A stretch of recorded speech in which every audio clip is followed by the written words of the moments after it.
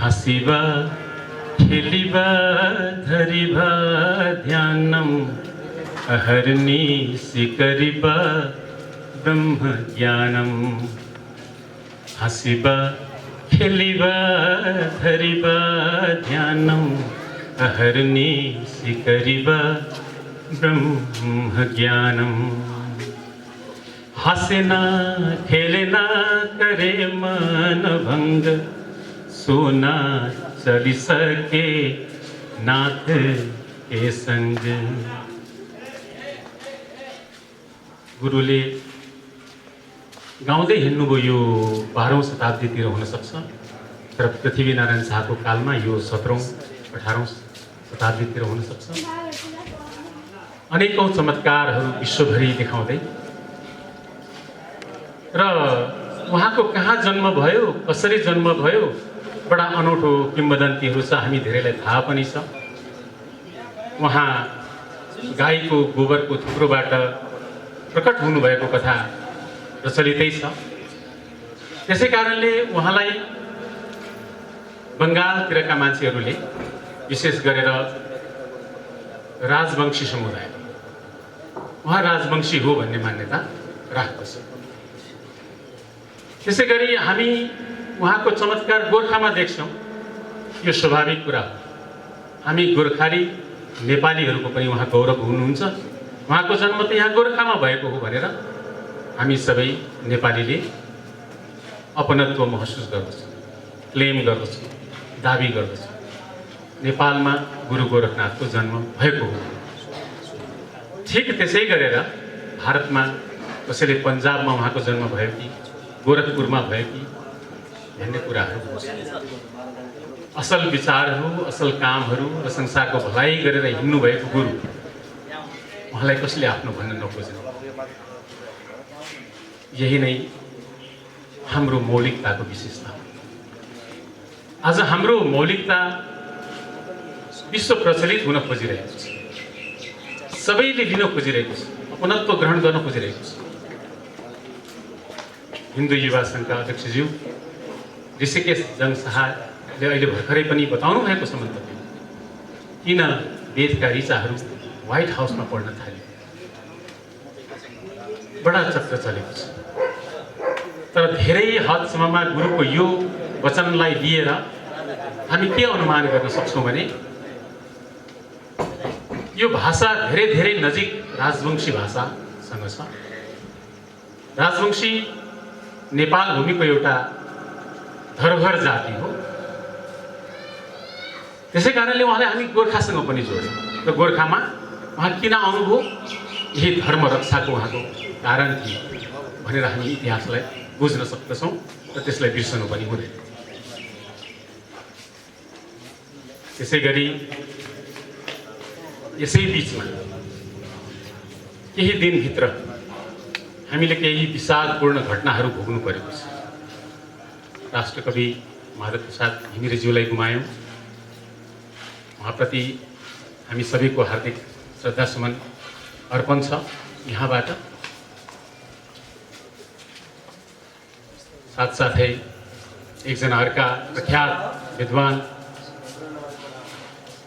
संस्कृतका प्रकाण्ड गुरुदेव हाम्रो गुरुदेवको नाम होइन, भर्खरै हामीले जुन पुण्यतिथि मनायौँ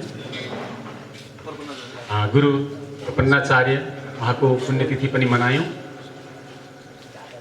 सँगसँगै यही बिचमा घटेको साह्रै दुःखद एउटा घटना रह्यो कि केही युवाहरूले अनर्गल एउटा गीत बनाए, हामी सबैको छाती चिरियो, हाम्रो राष्ट्र झण्डालाई जलाएको देखाएको एउटा दुःखद पक्ष। दुःखद पक्ष यसै कारणले कि उहाँले जलाउनु भयो भनेर हामीलाई रिस उठेको हो, विषाद भएको हो, ईर्ष्या लागेको हो भन्ने कुरा होइन। यो दुःखद पक्ष यसै कारणले हो कि हाम्रा युवाहरूलाई हामीले के सिकाउन चुक्यौँ, के सिकाउन सकेनौँ। हामीले के सिकायौँ? किनभने यो पक्षलाई लिएर हामी अझै हाम्रो समाज अब दुई पक्षमा बाँडिएको देखिरहेछौँ। त्यो जलाएको प्रसङ्गलाई घोर विरोध गरिरहेका छौँ। कसैले कडाभन्दा कडा सजाय दिउँ, के कडाभन्दा कडा सजाय दिउँ, के त्यो सजायले त्यस्तो खालको विचारलाई हामी मत्थर गर्न सक्छौँ कि सक्दैनौँ? प्रश्न त्यहाँनिर रहन्छ। र केही अर्को पक्ष छ, यो त राम्रै गर्यो, ठिक गर्यो उसले, किनकि हामीले समाजलाई बदल्नु छ भन्ने पक्षहरू पनि देखा परे। किन यसरी हामी विभक्त भइरहेका छौँ? हामीले आफ्नै कुराहरूलाई कसरी बुझ्नुपर्ने थियो, किन बुझिरहेका छैनौँ र किन यसरी समाज विभक्त भइरहेका छौँ भन्ने अलिकति अफसोस व्यक्त गरेर जानुहुने अहिले पूर्ववक्ता साथी पनि हुनुहुन्थ्यो। आजको विषयवस्तुलाई म यसरी नै यही पक्षहरूलाई समेटेर सोझै यो शिक्षासँग जोडिने कुरा भएको हुनाले म त्यससँग जोडेर केही बुझ्न सकिने प्रसङ्गहरू हुनेछन्। केही अप्ठ्यारा प्रसङ्गहरूलाई म सरल ढङ्गले बुझाउने कोसिस गर्दै जानेछु र मलाई लाग्छ यी कुराहरूले यो त यस्तो रहस्य रहेछ, यस्तो षड्यन्त्र रहेछ भन्ने कुरा म प्रश्न र प्रस्ट्याउने चेष्टा गर्नेछु। यहाँ हरेक दिन यो कार्यक्रमको आयोजना हुँदाखेरि यज्ञ हुन्छ। ऋग्वेदको प्रथम सूक्तमा नै उल्लेखित एउटा मन्त्र छ, अग्नि मीडे पुरोहितम यज्ञस्यम देव मृत्युजम। मैले यसलाई उच्चारण यदि राम्ररी गर्न सकिनँ भने क्षमा प्रार्थी छु, तर यो अत्यन्त गहन मन्त्र छ। अग्नि मीडे पुरोहितम यज्ञस्यम देव मृत्युजम। यो मन्त्रको अर्थ चाहिँ के रहेछ भने हामी अग्निको आहुति गरेर जुन अग्नि जगाइरहेका हुन्छौँ, यज्ञ गरिरहेका हुन्छौँ, त्यहाँ के भनिरहेको हुन्छ भने, के अभिव्यक्त गरिएको हुन्छ भने कि हे अग्नि, म तिम्रो स्तुति गरिरहेको छु, म तिम्रो पूजा गरिरहेको छु। हे अग्नि, म तिम्रो पूजा यसै कारणले गरिरहेको छु कि म आफै अग्नि नै तिम्रो स्वरूप नै हो, तिमी नै म हुँ। यो मन्त्रले हामीलाई के बताइरहेको छ भने ईश्वर र म, शक्ति र ऊर्जा, शक्ति र ज्ञान र मेरो यो अस्तित्व जसले मलाई मेरो अस्तित्वको बारेमा मलाई बोध गराइरहेको छ, यो फरक रहेको छ। त्यसै कारणले गुरु डेको प्रेरणा मलाई आइरहेको कुरा मैले बारम्बार यहाँ उल्लेख गरिरहेको छु। हामीलाई जय भारत भन्न लगाउनु भयो, हामीले त्यसै कारणले जय नेपाल भन्न सकेनौँ भन्ने एउटा अर्को प्रसङ्ग पनि आयो। भारतले जय भारत भन्ने मात्र क्षमता राख्दछ, उसको सीमा नै त्यति हो। तर नेपाल भनेको त के हो भने महाभारत हो, यसले महाभारतलाई बोकेको छ। र महाभारत र भारतको अर्थ नै के हो भने अग्नि हुन्छ एउटा, भारतको अर्थ सूर्य हुन्छ र भारतको अर्थ सेता हिमाल कञ्चन ज्ञान हुन्छ। यो सबैभन्दा ठुलो हुन्छ। त्यसै कारणले हामी नेपालीले गर्व गर्नुपर्ने र लिनुपर्ने कुरा अब यही रह्यो, जुन अघिका योगाचार्य अन्त गुरुले हामीलाई बताएर जानुहुन्छ। यो स्वाभिमानको बोध यसरी उच्च रहनुपर्छ। नेपालले यी कुराहरू भारतलाई सिकाउनु पर्ने अवस्था हुनुपर्ने थियो, तर त्यो नभइकन के भइरहेको छ भने हामीलाई उताबाट प्रेसर आएको छ र हामीले उनीहरूबाट सिक्नुपर्ने अवस्था सिर्जना गरिएको घटनाहरू छ, परिस्थितिहरू छ। नत्र भने किन गुरु गोरखनाथ, गुरु मचिन्द्रनाथ इत्यादि गुरुहरूले नेपाल यो भूमिलाई छान्नुहुन्थ्यो? कारण के रहेछ त भन्दाखेरि यो जुन भारतवर्ष हिमवत खण्ड क्षेत्र छ नि, यो अति चलायमान र जागृत र जीवन्त धरती रहेछ। बेला बेला यो भूकम्पहरू आउँछ, कसरी आउँछ विज्ञानको कुनै पनि खोजले अहिलेसम्म बताउन सकेको छैन। कसरी आउँछ, किन आउँछ, नाप्न सक्यो त्यो बेग्लै कुरा। यसका कारण र आधारहरू के हुन् यो विज्ञानले बताउन सकेको छैन। के भनिन्छ, के अनुमान गरिन्छ भने यो जिउँदो धरती हो। किनकि यो हिमवत् खण्ड यहाँ बन्नुभन्दा पहिला त यहाँ तेथिस सागर भन्ने थियो, समुद्र थियो। यो छुट्टिएर आफै हुरिएर आएर यहाँनिर जोडिँदाखेरि यी विशाल हिमालहरू बने। यही प्रसङ्गमा जीवहरूको कसरी उत्पत्ति भयो भन्ने अध्ययन गर्नको लागि गुरु नरहरिनाथले एउटा प्रश्न उठाइदिनु भएको छ। तिमीले जतिसुकै भन यी सृष्टि अफ्रिकाबाट भएको अथवा समुद्रबाट भएको अथवा इभोल्युसनबाट भएको हो भने तापनि त्यो सृष्टिको उद्गम स्थल भनेको यो अपार राज, यो हिमवत् खण्ड। यहाँबाट हरेक जीव, मानव र चराचर जगतको सृष्टि भएको हो भन्ने कुरा चाहिँ उहाँले बताउन खोज्नु भएको छ। र यो कुराले के बताइदिएको छ भने अहिलेको वैज्ञानिक खोजकर्ताहरूलाई, रिसर्चरहरूलाई कि जुन तिम्रो पहिलाको अहिलेसम्मको यो एउटा नयाँ यो 1918औं शताब्दीदेखि यता वैज्ञानिक खोज भनेर निकालिएको छ एउटा चाहिँ थ्योरी भनौँ, सिद्धान्त अध्ययन गर्ने आधुनिक थ्योरी जुन निकालिएको छ, यसको आयु धेरै छोटो छ। तर यसले के बनाइदिएको छ भने यी पहिलाका ज्ञानहरूलाई एकदमै निकम्मा जस्तो बनाइदिएको छ। ठुलो षड्यन्त्रको कुरा। यो षड्यन्त्रको कुरा किन हो म एकछिनमा आउने नै छु। त गुरुले यसरी किन यो नेपालमा चाहिँ प्राणी सृजना भयो, यहाँबाट नै सृष्टि चाहिँ प्रारम्भ भयो भनेर किन भन्नुभयो भन्दाखेरि त्यसको एकदमै जिउँदो जाग्दो उदाहरण के छ भन्दाखेरि शालग्रामको हामीले पूजा किन गर्छौँ? शालग्रामहरू के हुन् त भन्दाखेरि विज्ञानले फोसिल भन्छ, जीवाशेष, जीवाश्म भन्छ। ती जीवाश्महरू देवताको रूपमा पूजा गरिने र यिनीहरूलाई सङ्कलन गरेर संसारभरि लैजाने चलन पनि छ। र ती वैज्ञानिक खोजका आधारमा तिनीहरूको एजहरू पत्ता लगाउन खोज्दा हामीलाई त्यही डार्विनको इभोल्युसनको सिद्धान्तनिर पुर्याइदिन्छ। 10 अवतारको कुरा पनि अघि आउँछ। यसै कारणले गर्दाखेरि सृष्टिको मूल यहीँबाट सुरु भएको हो कि भन्ने कुरा अबको वैज्ञानिक अनुसन्धानकारीहरूले, कर्ताहरूले, वैज्ञानिकहरूले यो कुरा पनि ध्यान दिनुपर्ने आवश्यकता चाहिँ देखिएको छ।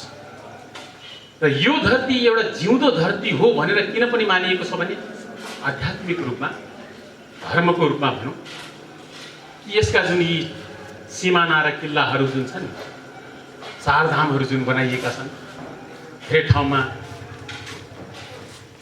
के छ भन्दाखेरि एउटा आध्यात्मिक जागरण हुने यो जुन नाडीका सिस्टमहरू छन्, योगशास्त्रमा नाडीका सिस्टमहरू 3वटा, तीमध्ये सुषुम्ना जुन नाडी छ त्यो कन्याकुमारीदेखि लिएर यहाँ देवीको स्वरूपले ध्यान गर्नुहुन्छ र उहाँको जोड चाहिँ यो पाशुपत क्षेत्र, मृगस्थली यहाँनिर जोडिन पर्ने अवस्था आउँछ।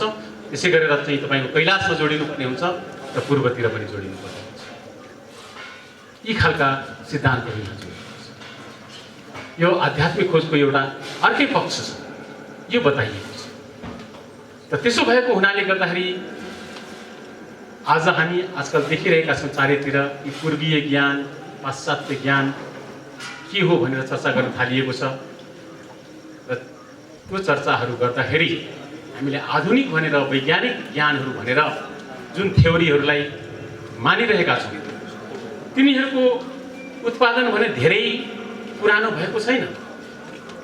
यो आधुनिक शास्त्र, विज्ञान, एन्थ्रोपोलोजी, सोसियोलोजी हामीले जे भने तापनि यी ज्ञानहरूको उत्पत्ति भनेको धेरै पुरानो रहेनछ।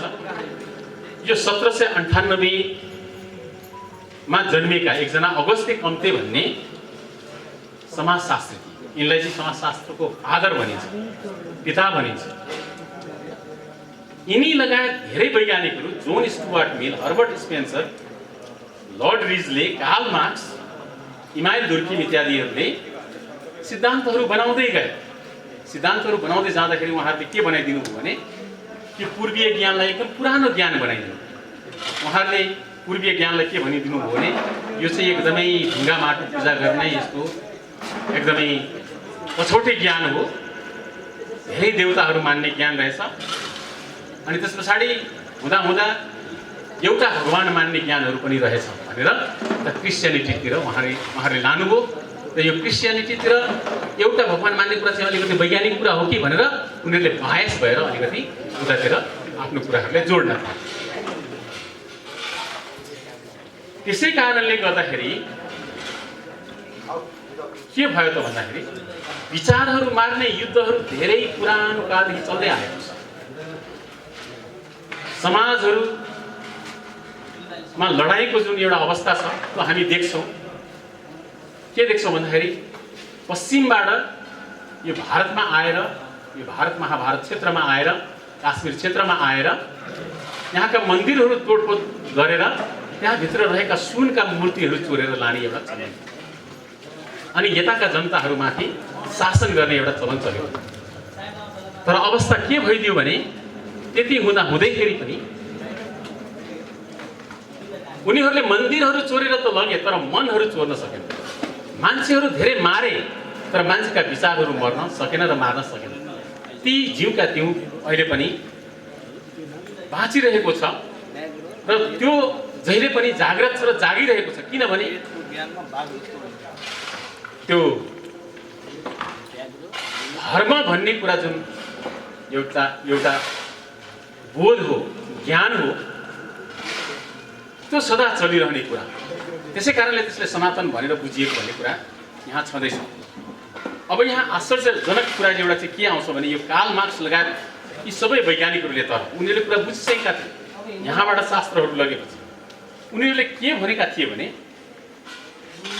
यो पूर्वीय क्षेत्र जुन ज्ञानको क्षेत्र छ, नेपाल लगायत यो हिमवत खण्ड, यो वेद ज्ञानहरू भएको यो क्षेत्र, यो त ज्ञानको एउटा फाउन्टेन भएको क्षेत्र रहेछ।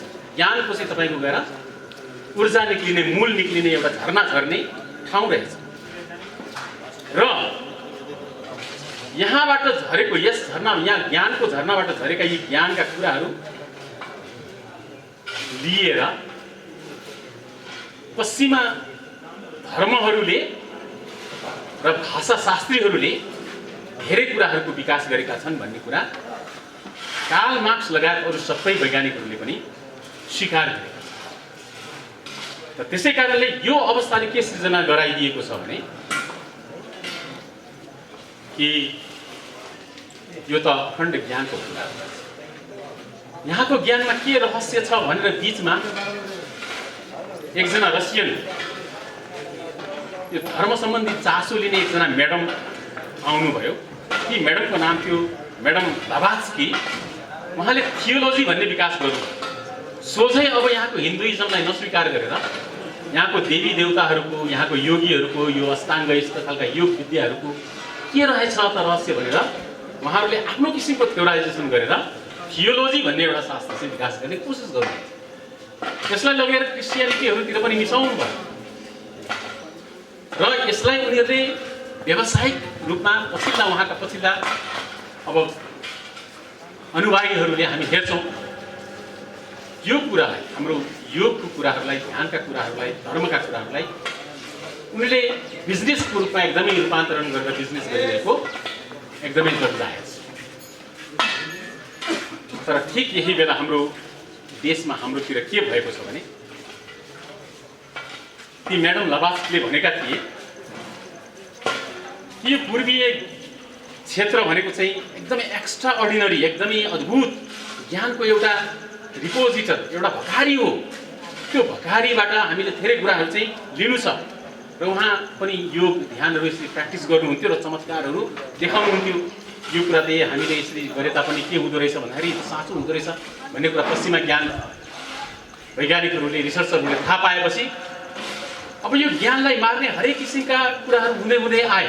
पहिला पहिला अस्त्र शस्त्रहरू जस्तो पहिलाका मान्छेहरू कबिलाको युद्धहरू हुँदाखेरि उनीहरूले आगो, ढुङ्गा, मुढा, हतियार, त्रिशूल, वंशहरू इत्यादि यो टेक्नोक्रेसीहरू विकास गरेर चाहिँ गर्दै गर्दै आए। धनुकाँडको युग आयो। यसरी राज्यहरू हडप्ने, छोड्ने यी चक्रहरू धेरै चलिरहे। अद्यापि पनि चलिरहेको छ। अहिले पनि यो चलिरहेको छ। तर यो अहिले चलिरहेको चाहिँ टेक्नोक्रेटिक युज केमा आधारित छ भने त्यो अस्त्रहरू चेन्ज भएर अहिले चाहिँ पैसाको अस्त्र भएको छ। पैसा ठुलो अस्त्र भएको छ र यो पैसाले गर्दाखेरि के गरिएको छ भने अरू देशका ज्ञानहरूलाई मारिदिएर आफ्ना ज्ञानहरू लाद्ने कोसिस चाहिँ, प्रयास चाहिँ, षड्यन्त्र चाहिँ भइरहेको अवस्था छ। तर त्यति हुँदा हुँदै पनि हाम्रो देश, हाम्रो परिवेशका शासकहरूको एउटा बाध्यता के छ भने उनीहरूले पैसालाई लिएर विदेशीको राजनीति गरेका हुन् भन्ने कुरालाई लियो भने पनि यहाँको धर्मले उनीहरूलाई छोडेको छैन, यहाँको सत्यले उनीहरूलाई छोडिरहेको छैन र छोड्न सक्दैन, किनकि यही नै तथ्य हो। अन्तिममा आइपुग्नु पर्ने कुरा चाहिँ त्यही नै हो। त्यसै कारणले गर्दाखेरि हामी हेर्छौँ, एउटा रिपोर्टमा एकजनाले साथीले सेयर गर्नुभएको थियो कि हेरौँ त नेपालको मन्त्रीमण्डलमा त 100% बाहुनहरू मात्रै छ, बाहुनहरूले राज्य गरिरहेको छ। अब यो कुरालाई हामीले कसरी मान्यौँ? के नेपालमा बाहुनहरूले राज्य गरिरहेका छन्? यदि नेपालमा बाहुनहरूले साँच्चै नै राज्य गरेका थिए भने, थरहरू त बाहुन नै छ, सबैको ब्राह्मणहरू, तर नेपालमा यदि साँच्चै बाहुनहरूले राज्य गरिरहेको थियो भने बाहुनहरूको सिद्धान्तको आधारमा सर्वे भवन्तु सुखिनः को आधारमा आज हामी यहाँ गोरखनाथको प्राङ्गणमा आएर उहाँको छत्रछायामा आएर हिन्दू धर्मलाई बचाऊ, हिन्दू धर्म राष्ट्र बनाऊ, यसलाई स्थापना गर, नेपाल राष्ट्रको झन्डा जलाउन पाइँदैन भन्ने कुराहरू गरेर दुखेसोहरू पोखिरहने थियौँ।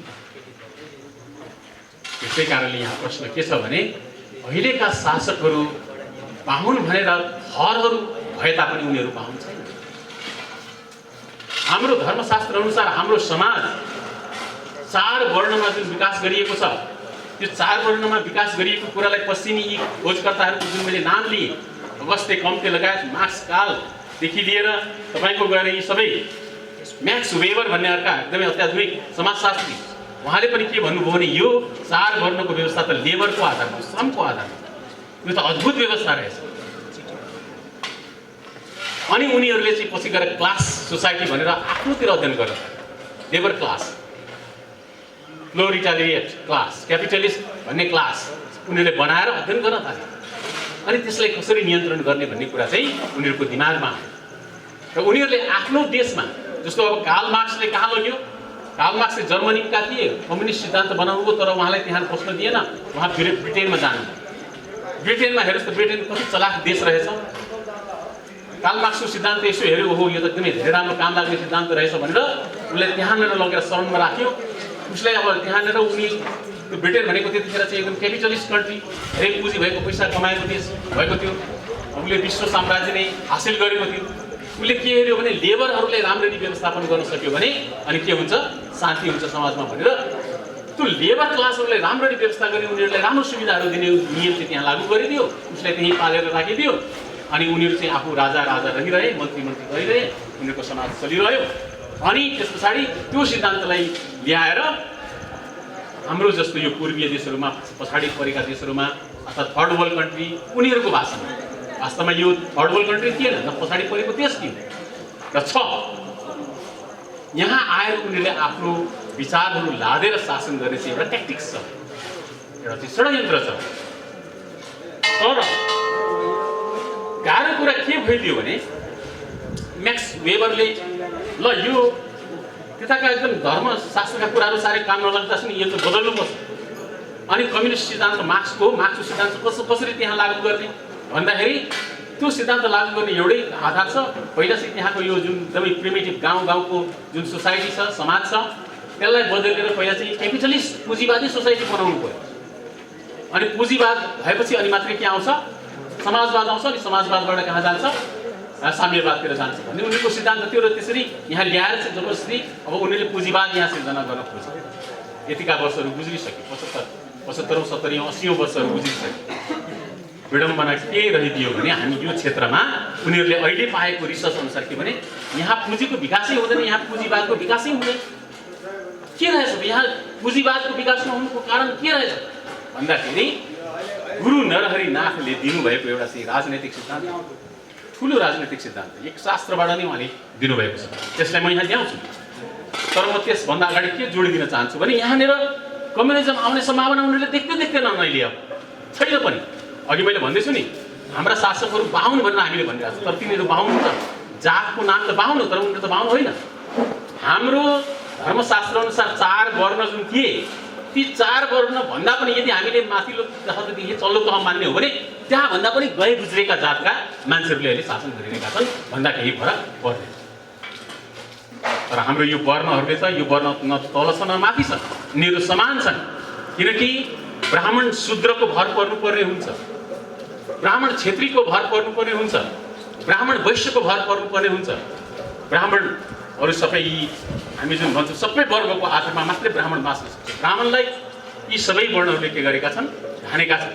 र अरू वर्णहरूलाई धान्ने सबैभन्दा तल्लो भनेर हामीले जुन भनिरहेका छौँ शूद्र, यो पृथ्वी जस्तै वर्ण हो, किनकि पृथ्वीलाई पनि शूद्र नै मानिन्छ र त्यो आधार हो शूद्र वर्ण। उसले सबै अरू जात जातिका मान्छेहरूलाई चाहिँ पालिरहेको छ र उनीहरूलाई पनि धेरै अधिकारहरू दिने काम, दया धर्महरू दिने काम हाम्रो पुर्खाको चलनहरू थियो। पछिल्लो क्रममा अब केही अलिकति राजनीति घुस्न थालेपछि बाहुनहरूको मनमा भनौँ, ब्राह्मणहरूको मनमा अनि शोषणहरू, विद्वेषहरू, छुवाछुतहरू आएको घटना त्यो पछि थियो। त्यो पछिल्लो कालको क्रमको कुरा चाहिँ अलिकति राजनीति घुचाइदिएको हुनाले त्यो भएको हो। हामीले लड्नुपर्ने विषय अहिलेलाई त्यही भएको छ। नत्र भने हाम्रो जुन समाज व्यवस्था थियो त्यो अत्यन्त वैज्ञानिक व्यवस्था थियो भनेर ती पश्चिमा वैज्ञानिकहरूले कन्क्लुजनमा ल्याएका थिए, निष्कर्षमा ल्याएका थिए।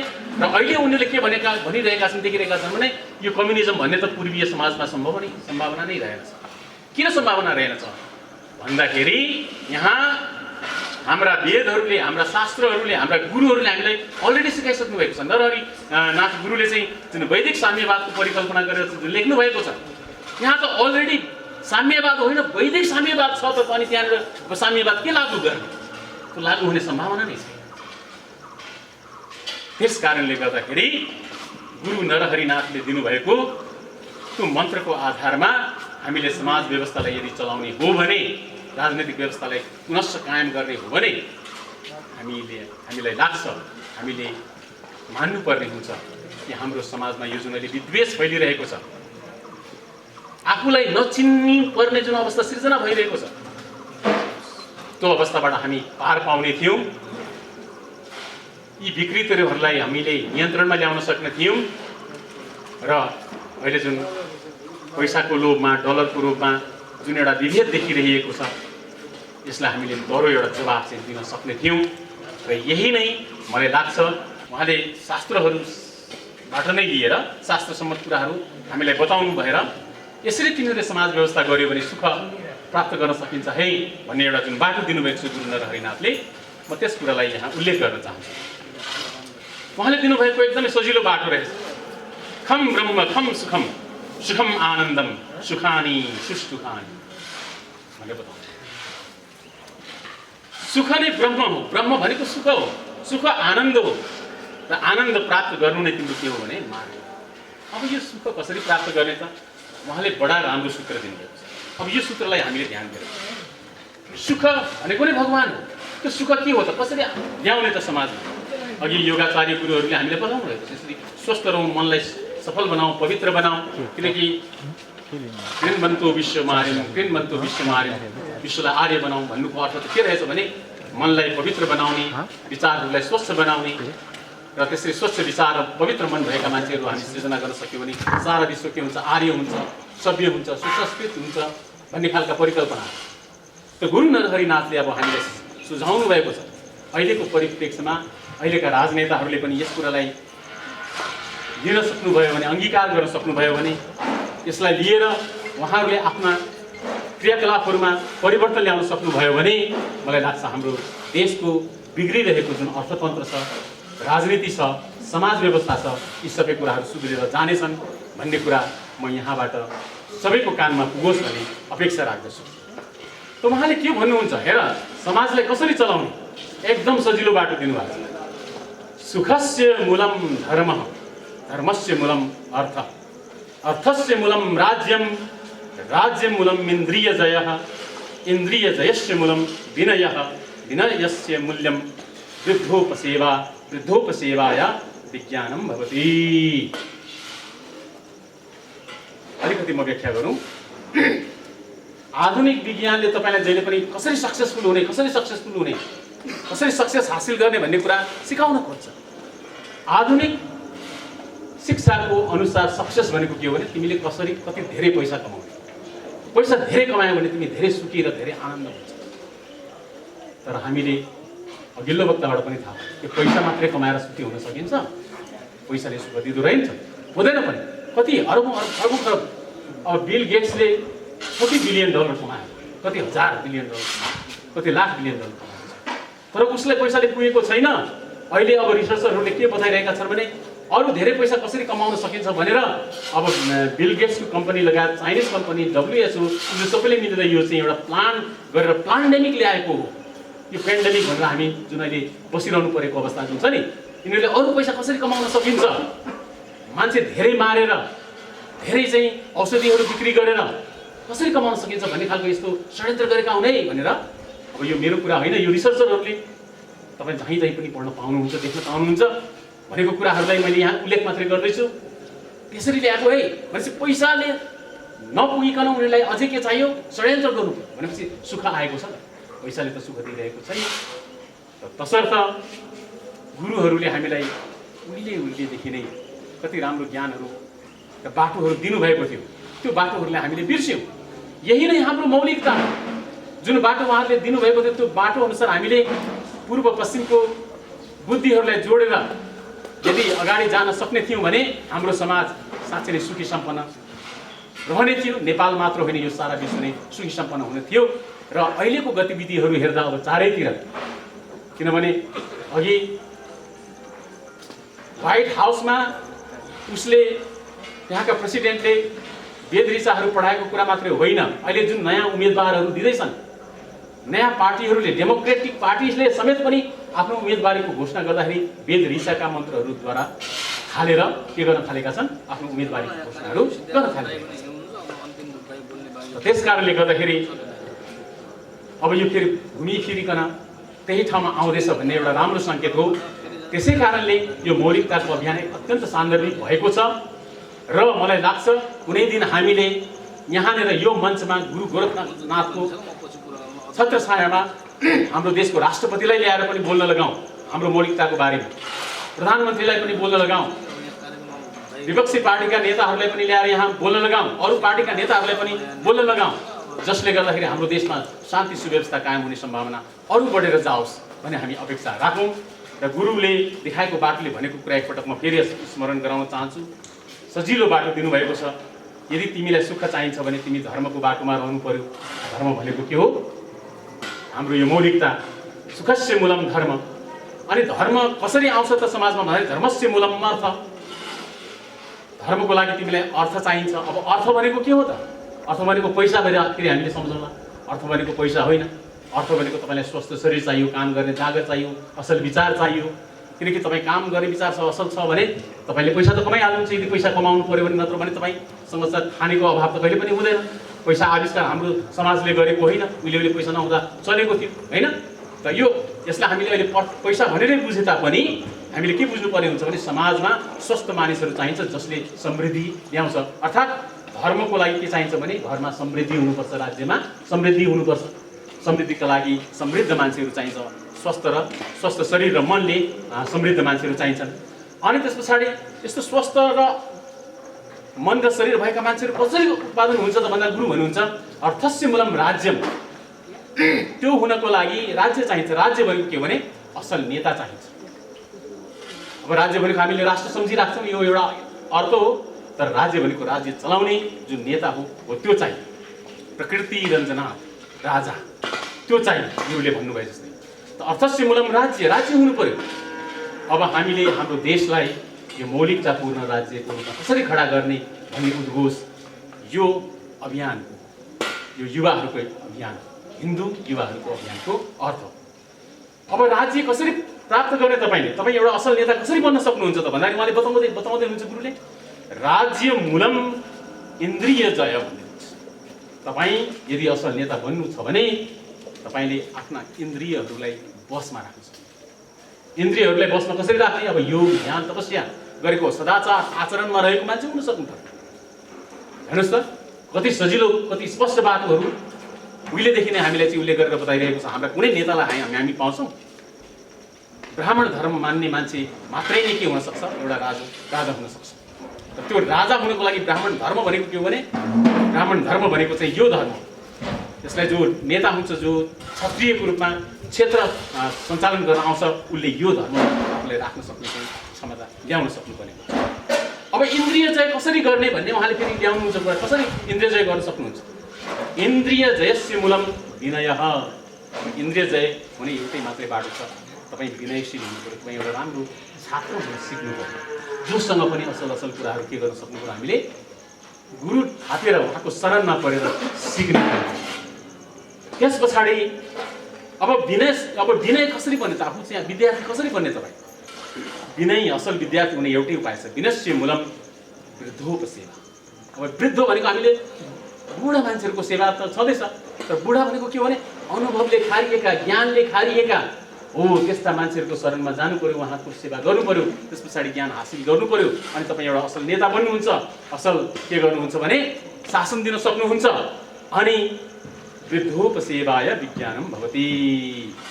तपाईँले यति काम गर्नुभएपछि तपाईँ विज्ञानले सम्पन्न हुनुहुन्छ। यो विज्ञान जुन हामीले भनिरहेका छौँ हो, यो ज्ञानपूर्ण विज्ञानको एउटा चाहिँ असल राज्य हामीले खडा गर्न सक्नुपर्छ। कुरा त यो रहेछ। हामी पूर्वीय ज्ञान भनिरहेका छौँ, पश्चिमीय ज्ञान भनिरहेका छौँ, पाश्चात्य ज्ञान भनिरहेका छौँ।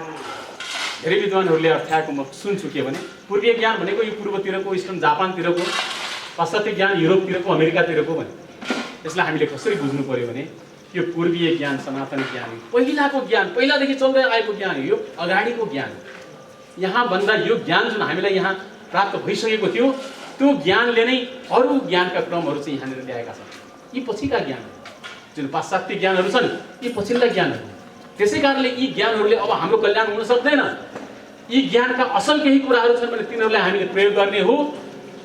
त्यस पछाडि त हामीले घुमिफिरी आफ्नो आधार यो मौलिकता हो, यो मौलिकतालाई जोड्नै पर्ने हुन्छ। र यसैमा आएर हामीले के गर्नुपर्ने हुन्छ भने हाम्रो समाज कल्याणको बाटोलाई खोज्नुपर्ने हुन्छ भन्ने यो निर्देश हो। गुरुको यही निर्देशलाई फेरि एकपटक मनन गरौँ भन्ने आग्रहका साथ म नेमुनिको स्मरणलाई दोहोऱ्याउन चाहन्छु। ओम ने नमः, ओम मुनिश्रेष्ठाय नमः, ओम ने नैमिषारण्याधिपतये नमः, ओम ने नेपाल राष्ट्र अधिष्ठात्रे नमः, ओम ने नेपाल राष्ट्र महाभारतीय नमः। ओम धन्यवाद। आगे